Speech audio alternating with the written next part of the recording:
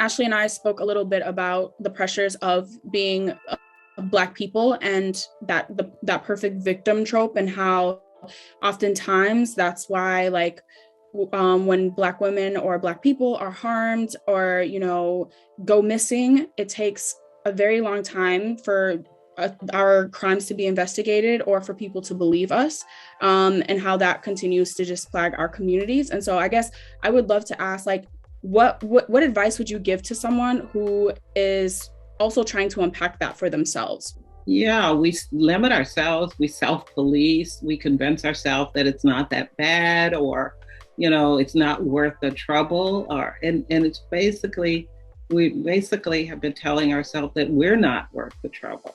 I think, the point that you raised, that was one that's a really important point about race. Race really compounds gender violence.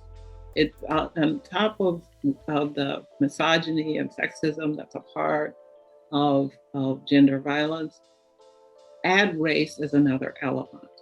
And it compounds the problem, which is why the rates of violence against Black women and Native women is so extraordinarily high, because of vestiges, I believe, of slavery, vestiges of colonialism in the Native populations continue to have a hold on the way people respond to us.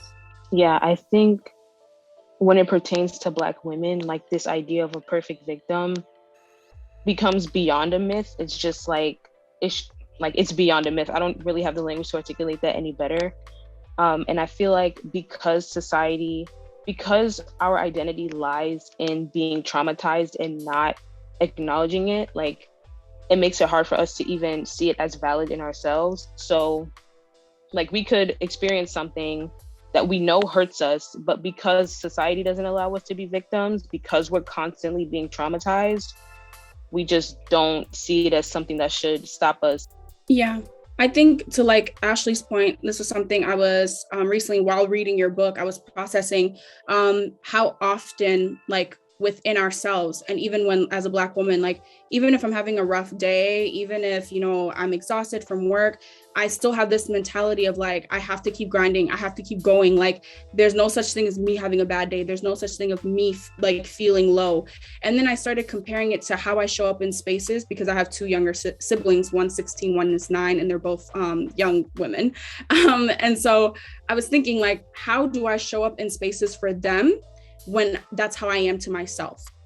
And I think we have to understand that we need communities of people who really see us, who understand what we're talking about. And finding those communities gives you, it affirms you. It makes you feel less alone. But I just also remind you to give softness to yourself, to not be so hard on yourself, because you've been tough. And that you're giving softness to yourself allows them the license to give softness to themselves, not just to others.